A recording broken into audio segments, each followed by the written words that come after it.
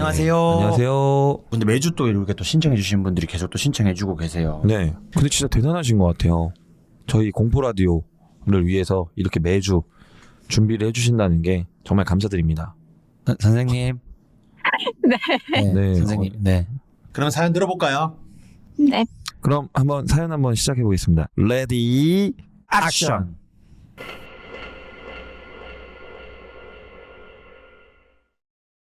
네, 저번 주에 중학교 초반 때까지의 내용을 전달드렸었는데 이후 얘기를 전달드리려고 합니다. 이번에도 다는 전달은 못 드릴 것 같고요. 중학교 때 얘기까지만 전달을 드리게 될 것 같아요. 그때 당시 제가 살았던 집 사진을 보냈는데 정면에 보이는 대문은 저희 집으로 통하는 2층으로만 이어진 집이라 현관문 열으면 2층으로 올라가는 계단부터 대문 쪽까지 키우던 강아지가 자유롭게 돌아다니고 놀았었거든요. 그리고 그 사진에 난간 돌기둥 같은 거라고 해야 될까요? 그거 보이시죠? 여기를 기억해 주시고 들어주시면 되는데 산책 나가려고 목줄을 채워두고 잠깐 있던 사이에 저희 집은 이제 2층 주택인데 현관문 앞에 어떤 아저씨가 서 있는 거예요. 이게 놀랄 수밖에 없는 게 사진을 보셔서 아시겠지만 대문을 열어줘야 누가 들어올 수 있는 옛날 주택입니다. 깜짝 놀라서 누구냐고 했는데 그 아저씨가 그때 당시 키우던 시추를 안고 있었어요. 그 아저씨 말론 저희 집 강아지가 목을 매달고 있어서 구하느라 담을 타고 올라온 거라고 하셨어요. 멀리서 봤을 땐 워낙 작은 게 대롱거려서 인형인 줄 알았는데 가까이서 보니 움직이고 있는 강아지였다고요. 그런데 그 정도 시간에 그런 식으로 매달릴 거면 일부러 목줄을 돌기둥에 감아서 떨어뜨리거나 기둥에 줄을 묶어놓고 그 상태로 강아지가 떨어져야 가능한 건데 그런 상태였던 거예요. 그 사건이 있고 강아지는 나중에 이제 다른 이유로 인해서 강아지별로 가게 됐는데 강아지별로 가기 전까지 굉장히 여러 행동들을 했었어요. 우선 이 시추는 태어날 때부터 가장 약하게 태어났던 아이예요. 여러 마리 중 가장 아래에 깔려있는 상태로 뱃속에 있어서 얘만 제대로 태어나면 나머진 문제 없을 거란 소리를 들었을 정도로 뱃속에서부터 위험했던 아이였어요. 2마리를 키웠는데 그 아이만 그냥 허공을 보고 짖는 게 아니라 제 쪽으로 뒷걸음질을 치면서 허공에 대고 짖거나 그러면서 결국 저한테 안겨서 바들바들 떨었던 적도 있고요. 구석에 머리를 박고 숨는 행동 등을 했던 아이예요. 구석에 숨는 것도 어느 정도였냐면 너무 좁은 틈으로 들어가 끼어버려서 패닉 상태가 됐던 적도 있었어요. 저희 부모님도 못 알아보고 물려고 하다가 제가 이름을 부르자 낑낑대며 와서 한참을 안겨 있었던 정도였습니다.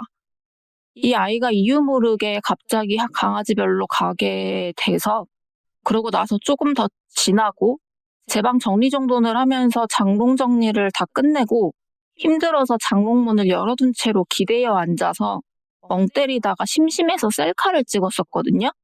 대충 비슷한 구조의 장롱 사진에 폰으로 그려서 보낸 사진이 있는데요. 사진상 제 얼굴 바로 옆에 접어둔 옷이 찍혔는데 그 위에 어떤 머리 긴 여자가 얼굴만 있고 긴 머리를 늘어뜨려서 제 목을 휘감고 있는 모습이 엄청 뚜렷하게 나온 거예요. 아직도 기억나는 건 그 여자의 얼굴은 그 주온에 나오는 엄마 귀신 모습과 정말 흡사했어요.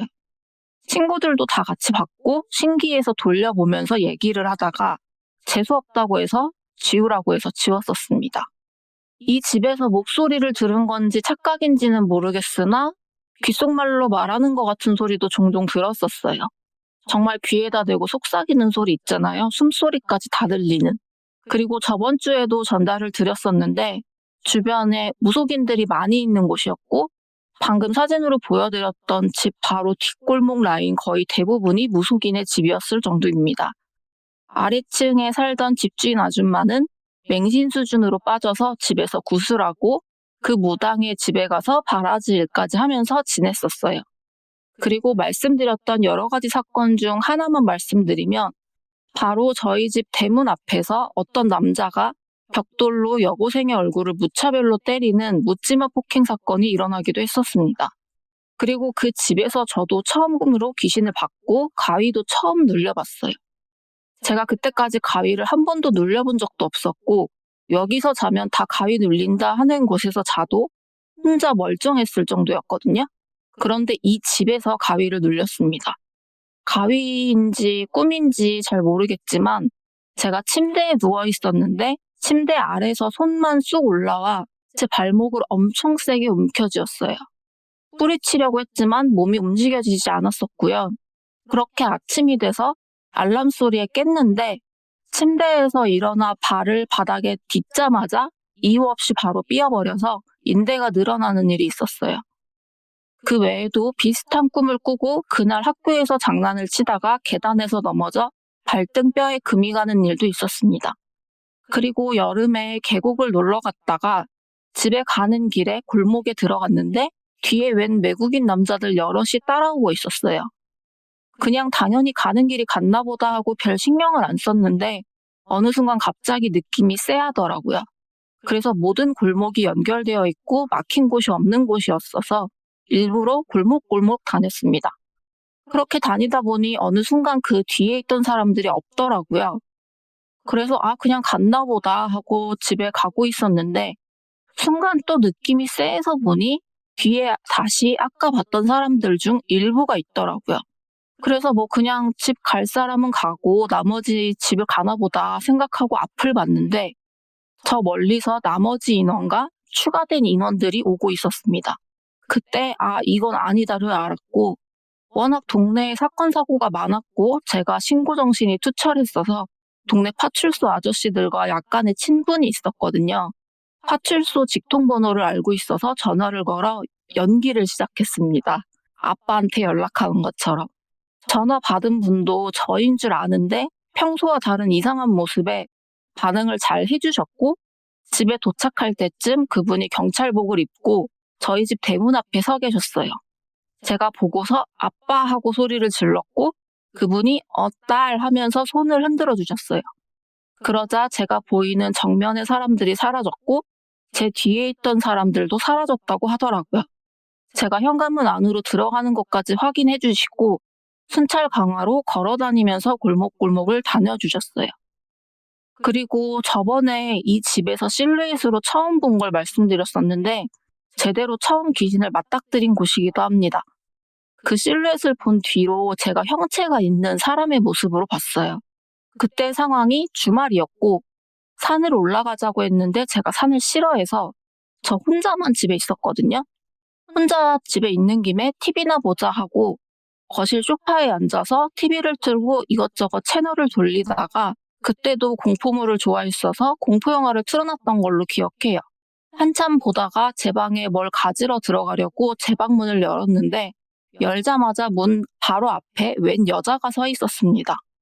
당집기 솔루션 후기 때 전달드렸었는데 제가 이상하게 귀신을 보면 놀라지 않고 침착하고 당연스럽게 안 보이는 척을 했었다고 했었거든요.